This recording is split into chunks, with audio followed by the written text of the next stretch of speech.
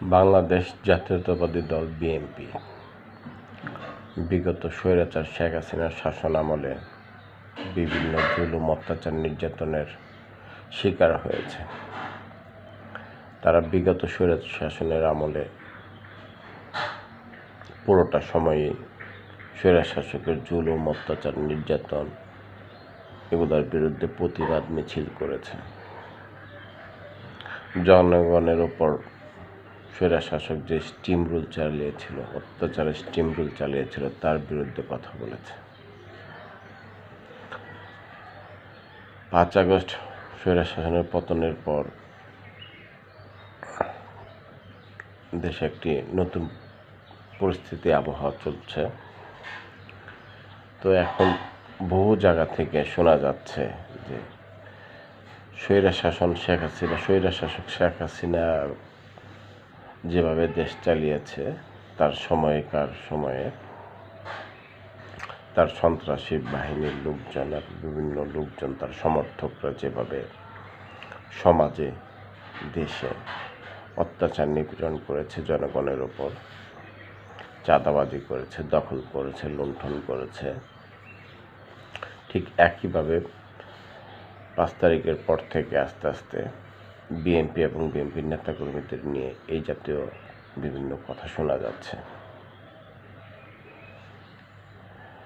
যাচ্ছে যে বিএনপি এবং বিএনপির নেতাকর্মীরা ঠিক আওয়ামী লীগের মতোই বিভিন্ন জায়গায় দখল, টেন্ডারবাজি, চাঁদাবাজি এবং জনবিরোধী অনেক কাজকর্মে জড়িত।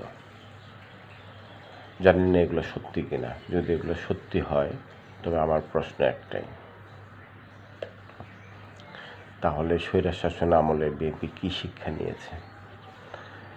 তারা যে স্বৈরশাসক শেখ হাসিনা বিভিন্ন অত্যাচার, জুলুমের বিরুদ্ধে প্রতিবাদ মিছিল করেছে, সমাবেশ করেছে, তো তারা বিগত স্বৈরশাসনের বিরুদ্ধে প্রতিবাদ মিছিল করে কী শিক্ষা অর্জন করেছে যে তার নিজেরাই এগুলোর সাথে জড়িয়ে যাচ্ছে? আর যদি সত্যি হয় ঘটনা, সেই দিন খুব দূরে না, স্বৈরশাসক শেখ হাসিনা এবং তার সাঙ্গপাঙ্গদের যে অবস্থা হয়েছে, এখন যারা সেই শেখ হাসিনা এবং তাদের সাঙ্গপাঙ্গদের মতো জনগণের উপর অত্যাচার, নিপীড়ন, জবরদস্তি, দখল, চাঁদাবাজি এইগুলা করতেছে, তাদেরও একদিন এই শেখ হাসিনা এবং তার সাঙ্গপাঙ্গদের মতো অবস্থা হবে। শেখ হাসিনা তো ভারত পালিয়েছে তার সাঙ্গপাঙ্গদেরকে নিয়ে, তো এরা কোথায় পালাবে? যারা দখলবাজি করতেছে, চাঁদাবাজি করতেছে, সন্ত্রাসী কর্মকাণ্ড করতেছে, তো এরা কোথায় পালাবে?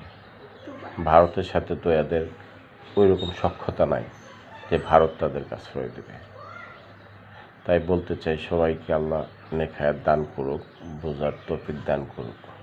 আমিন।